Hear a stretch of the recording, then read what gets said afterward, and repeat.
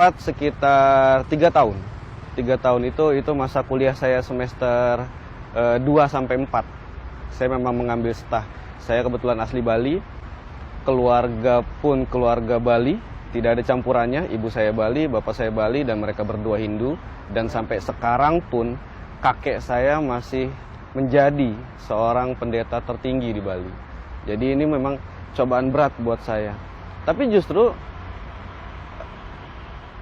saya menemukan Islam itu dari kitab saya sendiri.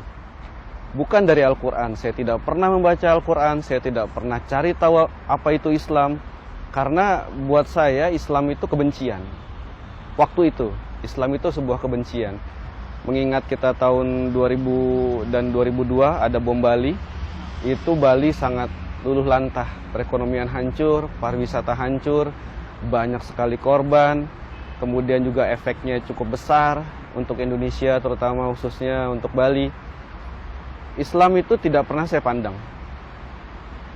Orang Hindu itu tidak pernah melihat Islam, mempelajari Islam, apa itu Islam, tidak pernah. Tidak pernah. Di stah, saya banyak membaca Weda, saya banyak membaca Sruti, dan kitab-kitab pendukung lainnya di dalam Weda. Ternyata saya menemukan Islam di situ. Saya menemukan Islam di situ. Bukan dari Al-Quran, bukan dari Ustadz, bukan dari sahabat saya yang Muslim, tapi justru dari kitab Weda, agama saya sendiri dahulu Hindu. Pertama, di Weda ini yang paling penting di Weda, yaitu kalau kita bicara dengan orang Hindu atau orang Bali, pasti mengenal yang namanya Kalki Awatara. Itu banyak sekali dibicarakan di kitab kami, di Weda.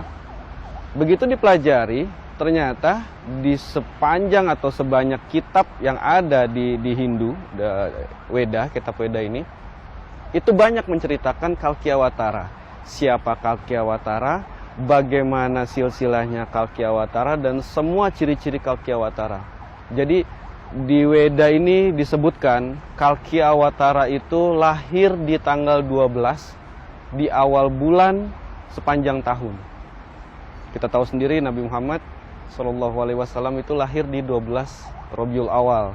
Kemudian ciri-cirinya, dia datang dengan naik unta, menggunakan pedang dan panah, berperang dengan 4 sahabatnya, dan yang lebih luar biasanya ada lagi, ini disebutkan Kalki Awatara ini memiliki ayah yang bernama Visnuyas, dan ibunya bernama Sumatri.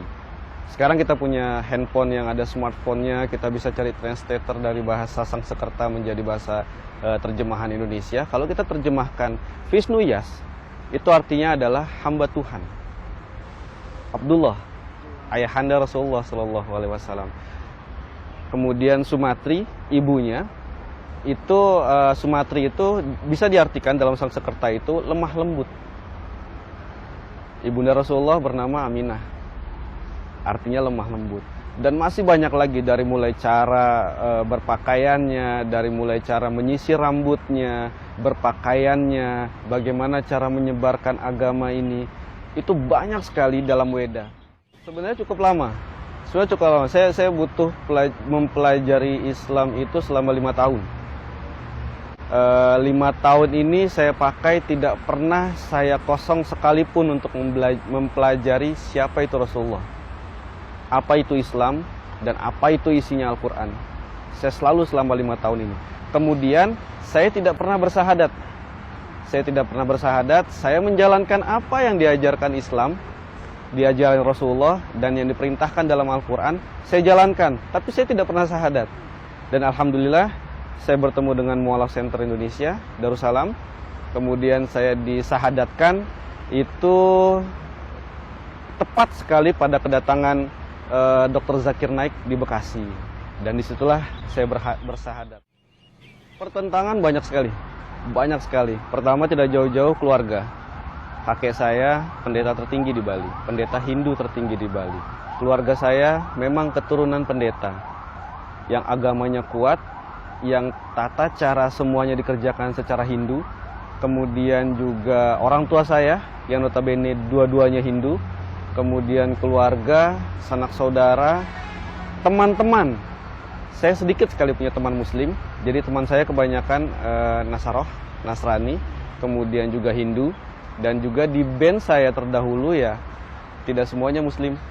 Jadi memang pertentangan banyak sekali. Banyak yang bertanya, mungkin Dewa hanya main-main saja, mungkin Dewa hanya coba-coba saja, mungkin Dewa lagi bingung, lagi sesat, tidak ada yang pelajari, macam-macam. Tapi saya menunjukkan pada mereka, walaupun saya seperti ini, insya Allah saya bisa istiqomah di dalam Islam dan mempelajari Islam dengan baik, insya Allah.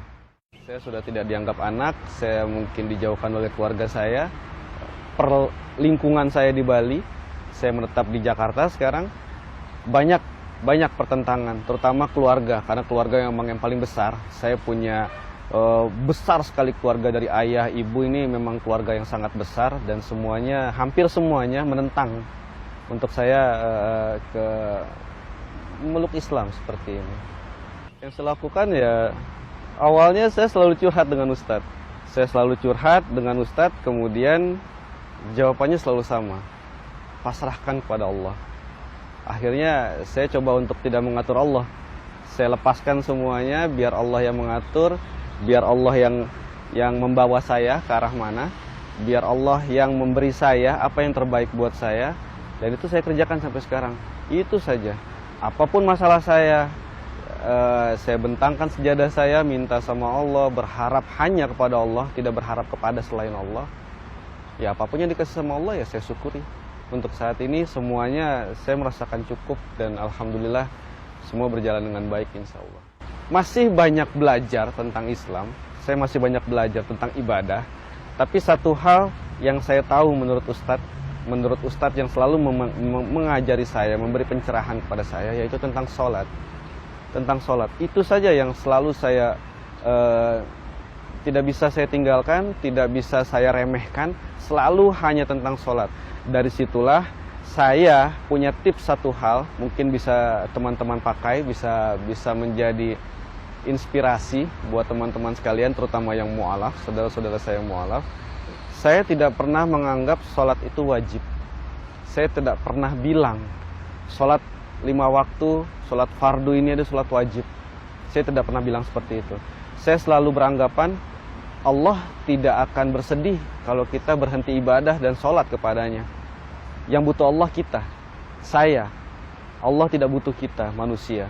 Dari situ saya berprinsip, ibadah, terutama sholat, saya yang butuh. Itu kebutuhan saya, bukan kewajiban. Kalau saya melihat kewajiban, ini saya berpikir jadi punya hutang besar, jadi punya sesuatu yang harus dijalankan, mau tidak mau, suka tidak suka, itu harus saya jalankan. Tapi saya berprinsip, sholat, ibadah kepada Allah adalah kebutuhan saya yang butuh.